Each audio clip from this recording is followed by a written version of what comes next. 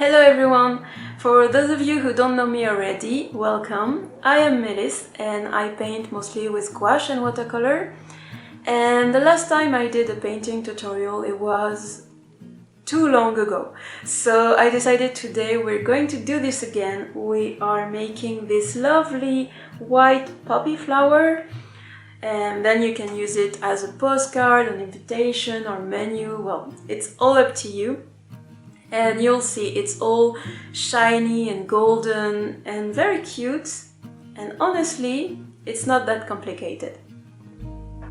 I am going to work on natural tone paper, and the first step is to copy the pattern on tracing paper. So the model for this tutorial will be linked in the description. It's completely free, you can download it and print it to the size that you want.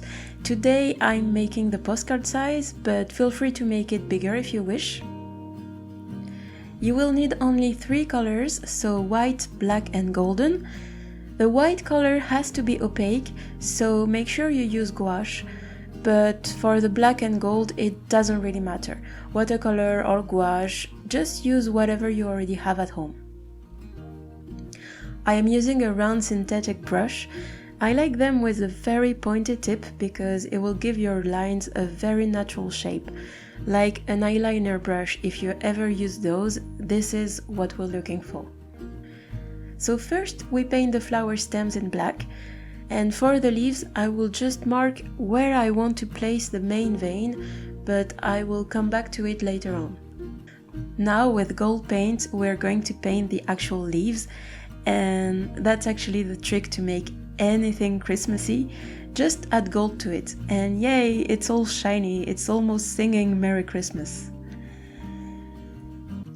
For the flower we will start by mixing a bit of grey to paint under the petals. So these are the parts that are folded on the model, or just follow what I'm doing if you're unsure. And then make sure the grey part is really dry before you move on to the upper part of the flower.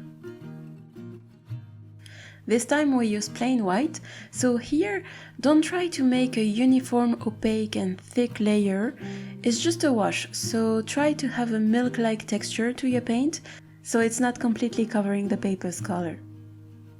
Again, we let this first layer of white paint really dry, and when it's dry, now we use a much thicker paint on the edges, and with brush strokes we create that texture that is so nice on the poppy flower.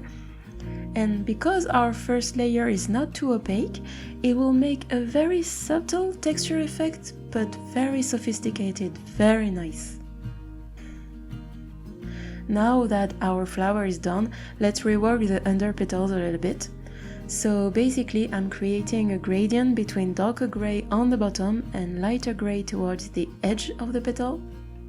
That's optional, but it does give a bit more volume to the flower.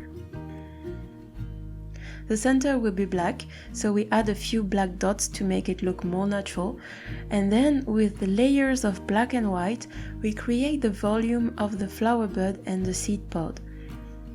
Don't use too much water here, it will be easier to blend your colors if your brush is quite dry.